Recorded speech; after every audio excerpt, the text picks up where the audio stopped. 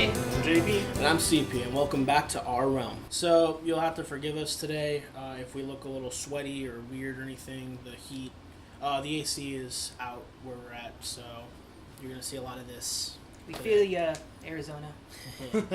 So, if you watched our Bethesda conference discussion, when we were doing the whole E3 discussion thing, you might notice that we didn't go over one very notable thing that they mentioned during their conference, and that is their creation club. Well, we decided to save that topic for just what we're going to talk about today.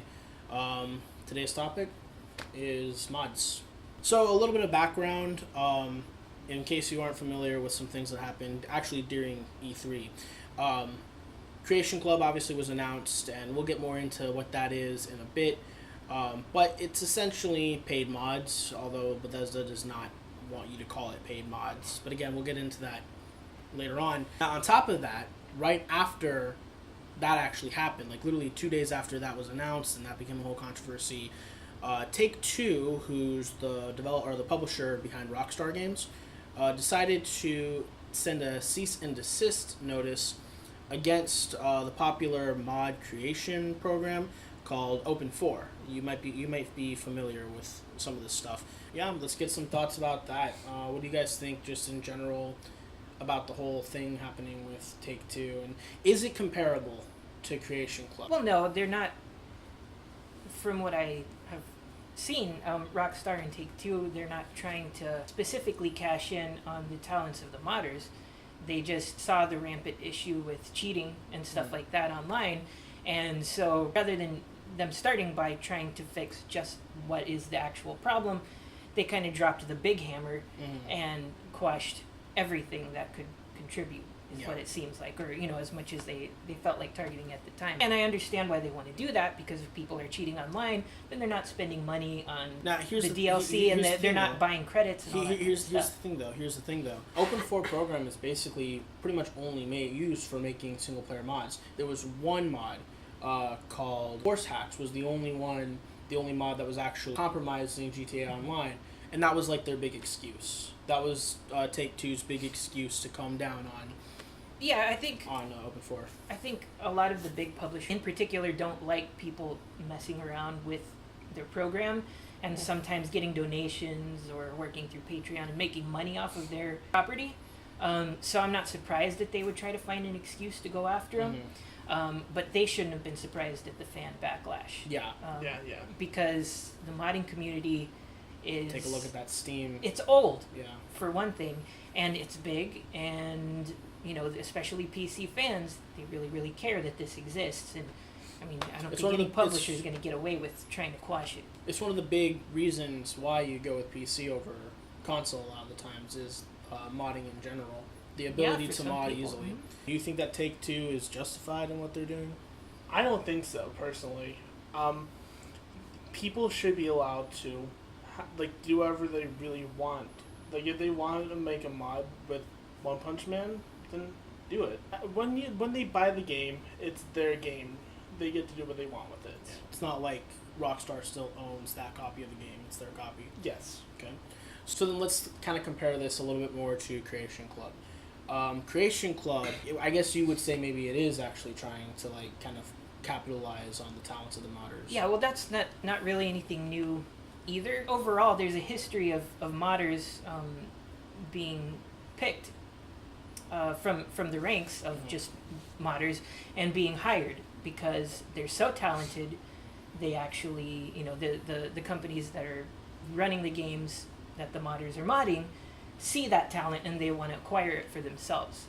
So it's not surprising that someone would have the idea of making an organized system to acquire that talent and have everybody benefit from it. So I'm not surprised that exists. For example, Minecraft, in the earlier days, there were some modders that worked on multiplayer stuff in particular to help the big servers get up and running, and to help people with stuff like plot protections so others couldn't grief, and just stuff like that. And some of those, I think it was called Bucket. I know one of the programs was Bucket called Edition. Huh? Bucket Edition.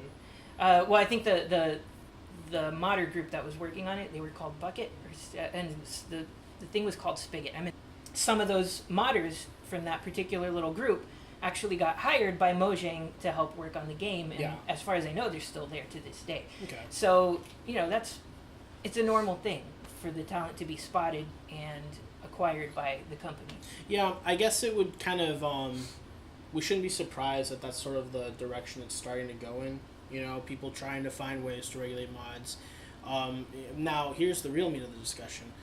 Do you think that either Bethesda or Take-Two are unjustified in what they're doing? I mean, Bethesda can do whatever they want. If they want to start a program in which the modders benefit from their work, then that's their thing. And then, as we understood it, they're not trying to quash other mods. We should mention, by the way, that Creation Club, Bethesda really went out of their way to try and say, no, this is not paid mods. It's just mods that you paid for. They basically tried to say that like it was something completely different, but then I think they're just kind of trying to distance themselves from the paid mods thing that happened last year on Steam, if you remember that. Yeah. But I do kind of think that they're a little bit more, at least what they're trying to do is like a sort of like even, okay, give and take. These people exist. The modding community exists, so we should try and see if there's a way for everybody to benefit. Versus Take-Two that just really wanted to just come and drop the hammer down on, try to get rid of it. Right, but they've already backpedaled. A little bit, because, I mean, how can you not? Again, look at that Steam review. I mean, not that it actually is going to matter or make a difference. No, almost everyone who's going to buy GTA 5 has bought it at this point. Yeah, you got to think, but they've already sold like 80 million copies or something like that. Yeah, so that ship has sailed, but it was a good way for the fans to show their disapproval, and I think Take-Two and Rockstar know that the next edition, GTA 6 or even another game, people are going to think twice if they know that that company is going to be greedy and stomp on something that people really enjoy about those games. One thing also to mention, because obviously we're really putting Take-Two through the ringer here, I think, but one thing that we should mention, just in the interest of fairness, is that there was one particular mod, like we said, Force Hacks, that was letting people screw with the multiplayer online, letting cheaters get away with a lot. And that was their big excuse to go after it. That was like their straw man, like, oh, this one hack or this one mod over here is letting people mess with our game. We're going to punish everybody as a result. And that wasn't cool, but it did ultimately fix that problem. And so that brings up an interesting point. Do you think that modders, the modding community in general, can ultimately benefit from some regulation if it means getting rid of things like force hacks? I think it's up to the developer to see when those problems come up and to figure out how to program a way around the cheats. Okay. And that keeps them busy. I understand it's not easy to do. I mean, I've done some programming myself, by no means professional, but I have done some, and I understand that when a problem comes up, I mean, you can spend days, hours and days, and sometimes weeks trying to figure out how to fix it, and cheats are one of those things. They're finding loopholes, they're finding ways around the intended programming, and so the developers have to go back and fix it, and sometimes when you fix one problem, that breaks something else, and it just kind of cascades. So, I understand that it's easier for them to just say, hey, you guys stop doing that, rather than go in and actually fix the code in such a way that it prevents those cheats from working. But I think that's a battle that developers are always going to have to fight. Yeah. In that vein, something like Creation Club could potentially actually end up working out. Because in the end, I mean, obviously I get all the concerns with Creation Club, I do.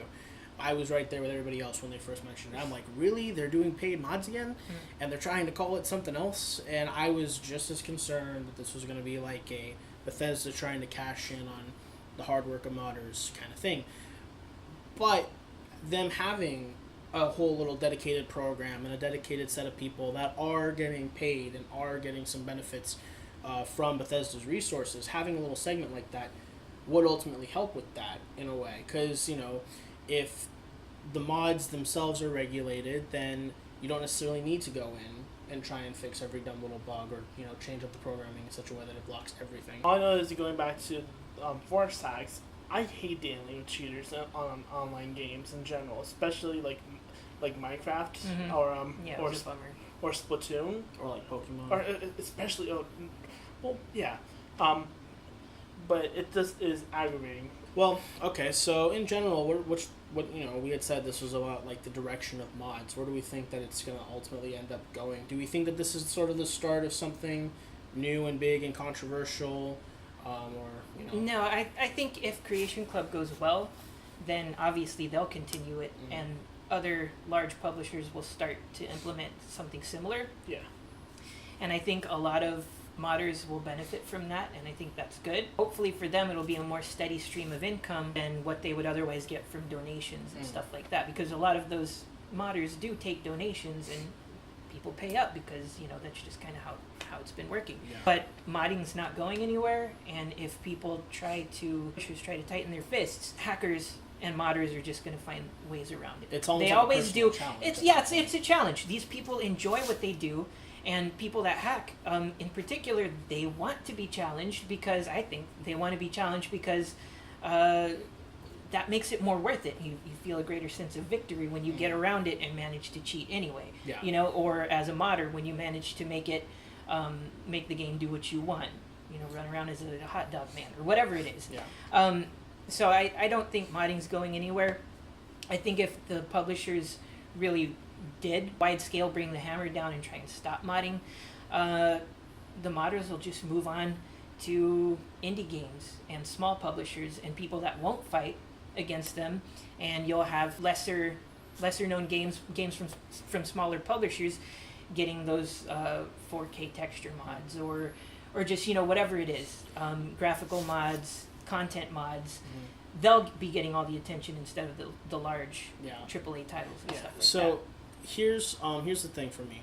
My fear isn't that we're gonna start to see mods try and, you know, get gone. I don't think that I don't even think that a lot of developers and publishers want mods to leave, because at the end of the day, mods are just free promotion for your game. Oh, somebody made some stupid mod in Skyrim, and now someone's gonna go and like try and buy it again. My fear isn't that they're gonna go away. My fear is that, you know, here's the cynic in me. The AAA industry. I don't need to convince anybody that the AAA industry can be corrupt, the AAA industry can be short-sighted, and the AAA industry can be greedy. Deus Ex Mankind Divided. Augment your pre-order. Start today by pre-ordering Deus Ex Mankind Divided at any retailer and choose your first reward. Choose from rewards like DLC, an art book, an exclusive mission, and more. As pre-order numbers climb, more rewards are unlocked. If pre-order goals are reached, everyone gets to select one reward from each tier, as well as the ultimate prize. Deus Ex Mankind Divided. Released 4 days early, and the choice is yours. Deus Ex Mankind Divided. Augment your pre-order. So I would not be surprised to see a bunch of publishers look at what TakeTwo is doing and be like, oh, you know what, we want to stop people from modding our games and find ways to control the mods. And I could see them finding some way to make it dirty and underhanded and find a way to make it just greedy and money grabbing, honestly. I could see that happening. Some people who come to mind for that would be Warner Brothers. I could see Warner Brothers doing something like that. I could see EA doing something like that. I could see Activision doing something like that. Konami, we're not even going to get into Konami. That's another subject if we ever decide to look back at the horror that was Konami. So yeah, my fear is not that we're going to lose mods. My fear is that mods will be abused. That sort of is my fear as well. We are kind of already seeing that a little bit with the Minecraft situation. Paying for textures and the Windows skins. 10 version. Yeah, like it sucks now. I don't know why they're doing it. I hope that they stop with that's why you don't run the Windows 10 version. Yeah. If you're playing on PC. If you're on any other platform, then you have to pay for that extra stuff. Part of the reason why I won't play those. And that's part of the reason Microsoft wanted Minecraft to begin with, I'm sure. I'm sure, yeah. Yeah. Because microtransactions are a big thing anyway.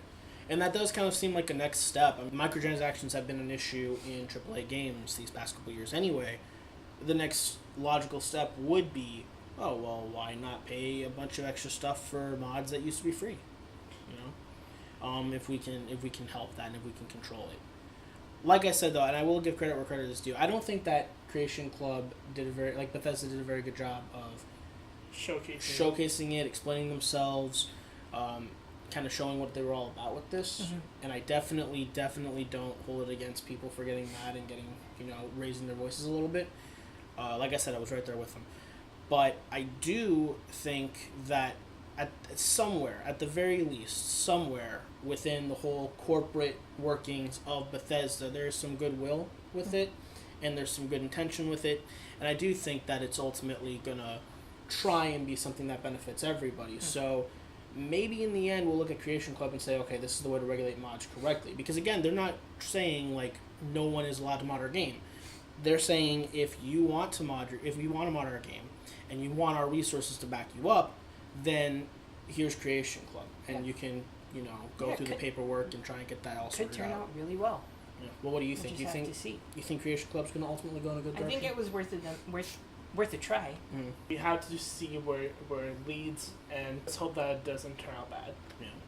Yeah, let them try it. If they get some good talent, then good for them. Yeah, and at the very least, like I said, like there are going to be some modders that'll benefit from it. Like, oh yeah, I get resource, and it's a better way of trying to do it than what they did with Steam paid mods last time. All right, so that basically does it for our mods discussion, future mods, where they're going.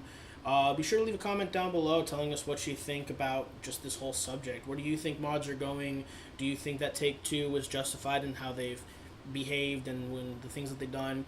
And what are your thoughts about Creation Club? Do you think it's going to work out? Do you think it's the sign of things to come? Or do you think it's just some little thing that's going to get pushed in the corner and mods are going to be normal and the way they've always been? Until next time, I'm TJ. I'm JP. And I'm CP, and we'll see you next time on our realm.